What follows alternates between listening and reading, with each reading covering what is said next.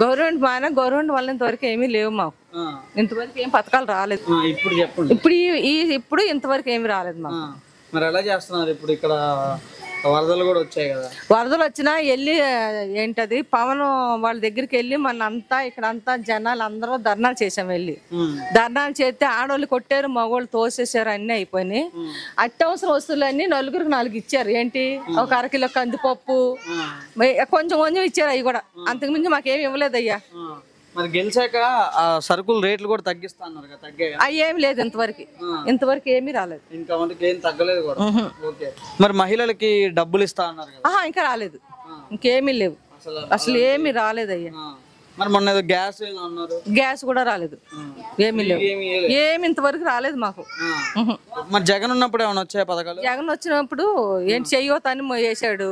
అవి కొంతమందికి వచ్చినాయి, కొంతమందికి రాలేదు. ఇంకా అమ్మఒడి కూడా వేసాడు. అమ్మఒడి కూడా వచ్చింది చంటి పిల్లలు ఉన్న వాళ్ళకి. వచ్చినాయి 3 సార్లు వచ్చినాయి. ఈ ఎక్కాక ఇంతవరకు ఏం రాలే. ముందు ఏమొస్తాయేమో కూడా మాకు తెలియదు. చెప్పారు కానీ ఇంతవరకు ఏం అమలు మాకు రాలేదు.